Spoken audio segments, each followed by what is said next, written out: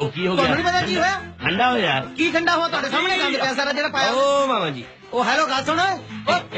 ਉਹ ਹੈਲੋ। ਓ ਯਾਰ ਇੱਕ ਮਿੰਟ, ਮਾਮਾ ਜੀ ਆ ਫੇਸਬੁੱਕ ਦੇ ਉੱਤੇ ਫਰੈਂਡ ਰਿਕੁਐਸਟ ਕਿਵੇਂ ਭੇਜੀ ਦੀ ਆ? ਕਿਹਨੂੰ ਭੇਜਣੀ ਹੈ? ਇਹਦੀ ਭੈਣ ਨੂੰ ਭੇਜਣੀ ਜੀ। ਤੇਰੀ ਭੈਣ ਨੂੰ ਜੇ ਮੇਰੀ ਭੈਣ ਨੂੰ ਫਰੈਂਡ ਰਿਕੁਐਸਟ ਭੇਜੀ ਤੈਨੂੰ ਮੈਂ ਦੱਸਾਂ ਤੇਰੇ ਇੰਟਰਨੈਟ ਦੀਆਂ ਤਾਰਾਂ ਪੜ ਦੇਣੀਆਂ ਮੈਂ। ਓ ਨਹੀਂ ਨਹੀਂ ਵੀਰੇ, ਕੱਲੀ ਤੇਰੀ ਭੈਣ ਨੂੰ ਥੋੜੀ ਭੇਜਣੀ ਆ, ਆਪਾਂ ਥੋੜੀਆਂ ਦੋਨੇ ਘਰ ਵਾਲੀਆਂ ਨੂੰ ਵੀ ਭੇਜ ਦੇਣੀਆਂ।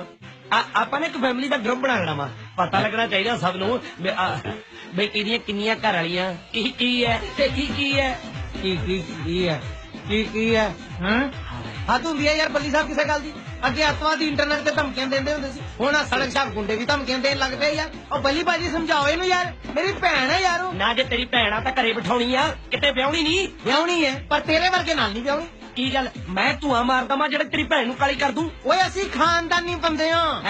ਅਸੀਂ ਤਾਂ ਸੜਕਾਂ ਤੋਂ ਕਾਗਜ਼ ਚੱਕਦੇ ਆ। ਤੂੰ ਬਦਮਾਸ਼ਾਂ ਦੇ ਘਰੋਂ ਹੈ ਬਦਮਾਸ਼ਾ। ਨਾ ਮੈਂ ਤਾਂ ਐ ਕਿਹਾ ਸੀ ਬਈ ਤੇਰਾ ਪਿਓ ਬਹੁਤ ਸਮਝਦਾਰ ਬਦਮਾਸ਼।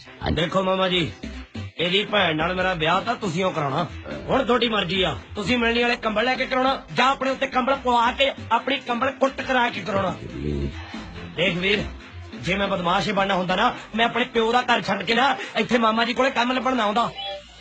ਪ੍ਰੀਤ ਤਾਂ ਮੈਨੂੰ ਪਹਿਲੀ ਨਜ਼ਰੇ ਚੰਗੀ ਲੱਗੀ, ਮੈਨੂੰ ਲੱਗਦਾ ਮੈਂ ਵੀ ਪ੍ਰੀਤ ਨੂੰ ਚੰਗਾ ਲੱਗਿਆ ਤੇ ਮੈਂ ਉਹਨੂੰ ਖਾਨਦਾਨੀ ਲੋਕਾਂ ਵਾਂਗੂ ਵਿਆਹ ਕੇ ਲਿਆਉਣਾ ਚਾਹੁੰਦਾ। ਚੱਲ ਮੈਂ ਆਪਣੀ ਭੈਣ ਵਾਸਤੇ ਕਿਸੇ ਚੰਗੇ ਮੁੰਡੇ ਦੇ ਸੁਪਨੇ ਵੇਖੇ ਹੋਏ ਆ। ਵੀਰੇ ਸੁਪਨੇ ਬਹੁਤੇ ਕਲੀਅਰ ਨਹੀਂ ਹੁੰਦੇ, ਲਾਈਟਿੰਗ ਨਹੀਂ ਨਾ ਹੁੰਦੀ। ਮੈਨੂੰ ਲੱਗਦਾ ਜਿਹੜਾ ਮੁੰਡਾ ਤੇ ਸੁਪਨਿਆਂ 'ਚ ਦੇਖਿਆ ਉਹ ਮੈਂ ਹੀ ਆ।